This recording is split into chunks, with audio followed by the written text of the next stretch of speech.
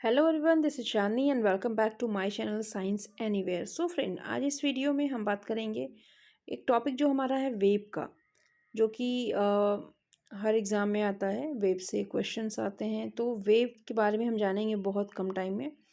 Wave हमारा क्या होता है? वेव हमारा एक क्या है, फॉर्म ऑफ एनर्जी होता है, ठीक है ना।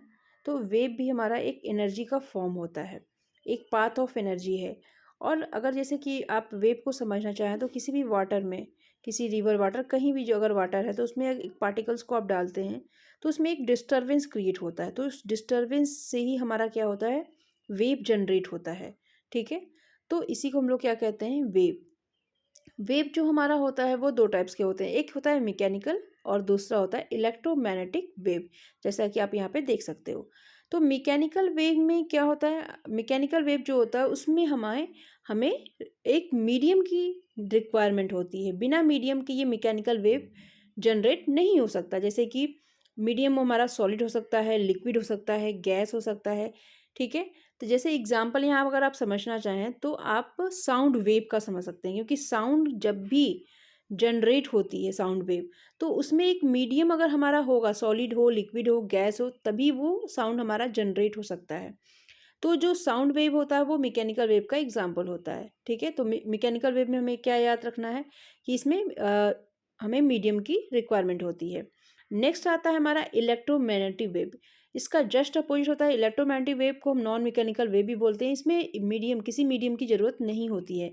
जैसे कि आपकी जो लाइट वेव होती है, जो सन से रेज, जो सन की लाइट आती है, अगर वहाँ से वो अभी एक वेव फॉर्म में आती है, तो आपका क्या वहाँ पे कोई मीडियम है? कोई मीडियम नहीं है। तो बिना मीडियम के ही ये क्या करती है, ट्रैवल करती है। तो लाइट वेव में बहुत सारे वेव आते हैं, जैसे कि माइक्रोवेव हो गया, ठीक है, एक्स-रे हो गया, गामा रे हो गया, ठीक है। ये सारे हमारे क्या आते हैं, इलेक्ट्रोमैग्नेटिक वेव के एग्जाम्पल हैं। नेक्स्ट हमारा आता है मैकेनिकल वेव। मैकेनिकल वेव हम समझ चुके हैं कि इसमें मीडियम की रिक्वायरमेंट होती है। लेकिन मैकेनिकल वेव भी दो टाइप्स के होते हैं, एक होता है लॉन्गिट्यूडनल और दूसरा होता है ट्रांसवर्स वेव। लॉन्गिट्यूडनल का एग्जाम्पल हमारा हम ले सकते हैं स्प्रिंग को। अगर आप स्प्रिंग को खींचते हो तो वो फिर अपने एक्चुअल पोजीशन में चली जाती है। तो इसका अगर हम डिफाइन करना हो लॉन्गिट्यूडनल वेव को, तो हम कैसे कर सकते हैं, which wave propagate back and forth in the direction of the particles, ठीक है। तो इसमें क्या होता है, जो स्प्रिंग में जो वेव जनरेट होती है वो लॉन्गिट्यूडनल वेव होती है। जैसे कि एग्जांपल आप ले सकते हैं longitudinal sound wave. Sound wave में, मैकेनिकल वेव में लॉन्गिट्यूडनल वेव के अंदर आता है, ना कि ट्रांसवर्स वेव के अंदर, ठीक है।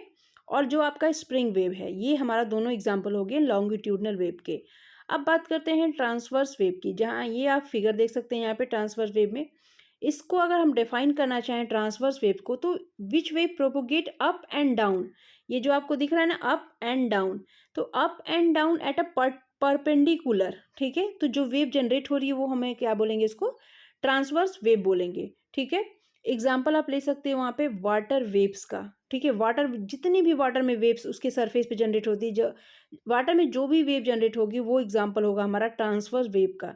और रस्सियों को जो आप करते खींचते हो, या मूवमेंट जो भी उसमें होता है खींचने पे, तो हमारा वो एग्जाम्पल होता है ट्रांसवर्स वेव में, ठीक है। मतलब ट्रांसफर वेव का ये एग्जाम्पल होता है। तो ये दोनों एग्जाम्पल आपके ट्रांसफर वेव के अंदर आ गए।